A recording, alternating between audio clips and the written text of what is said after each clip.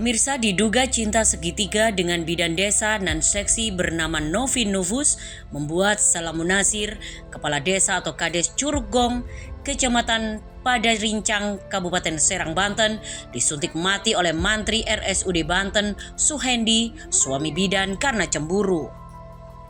Kala itu Minggu 12 Maret 2023, menurut cerita Ani, istri sang Kades, pelaku Suhendi datang ke rumah seorang diri. Dia berkata ke Ani ingin bertemu Salamun Nasir untuk membuat sertifikat rumah.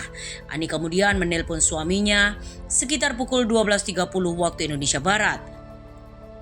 Tak selang berapa lama suaminya datang berboncengan dengan Encop. Namun Encop dilarang mendekat karena masalah pribadi, kata suaminya. Kemudian terjadi perbincangan antara Suhendi dengan Salamun Nasir di teras rumah korban.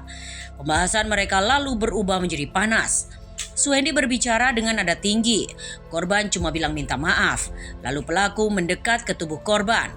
Ani mengira suaminya akan ditonjok. Ternyata dia nyuntik, kata Ani saat di Mapolresta Serang Kamis 16 Maret 2023.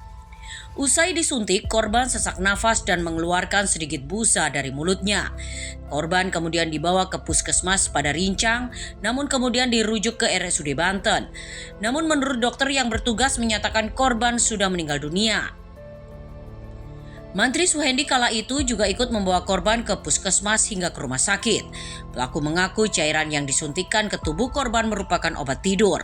Sementara itu menurut Wakapolres Serang, AKBP Hujra Soumena, cairan yang disuntikkan adalah sidiandril diphenhidramin yang membuat korban sesak nafas hingga tak sadarkan diri.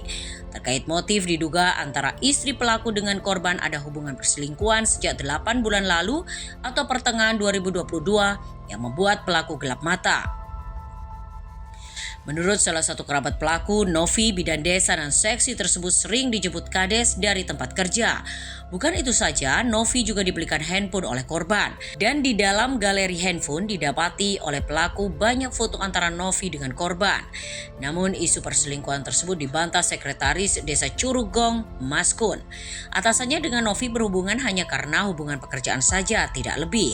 Kebetulan Novi adalah bidan desa yang selama ini mengurusi posyandu desa. Sementara Ani tidak banyak bicara mengenai isu cinta segitiga antara suaminya dengan Novi. Ani juga mengaku tidak mengetahui adanya musyawarah antara Suhendi dengan Salamun Nasir untuk menyelesaikan terkait perselingkuhan tersebut. Bambang Rara, tim pengacara korban, juga enggan berkomentar karena terkait isu perselingkuhan. Namun menurutnya meski ada perselingkuhan, pembunuhan berencana atau menghilangkan nyawa seseorang tidak dibenarkan dalam hukum. Dan ancaman pembunuhan itu sudah terjadi 6 bulan lalu, disampaikan melalui telepon. Oleh salah satu saksi kini diajukan juga untuk diperiksa. Karena itu Bambang meminta pelaku dikenakan pasal 340 bukan 338 KUHP. Kematian Kades yang baru menjabat 1 tahun 3 bulan tersebut ditangisi banyak warganya. Karena selama menjabat korban cukup akomodatif dan dikenal baik, jauh jika dibandingkan dengan Kades sebelumnya. Karena itu saat pemakaman korban banyak warga ikut mengantarkan ke liang lahat. Dan kini yang paling kehilangan dan kebingungan adalah Ani, istri Kades. Pasalnya Ani hanya ibu rumah tangga, harus mengurus 3 anaknya, 1 masih SMP, 2 lainnya sekolah dasar. Ani berharap pelaku mendapatkan hukuman berat, yaitu hukuman mati.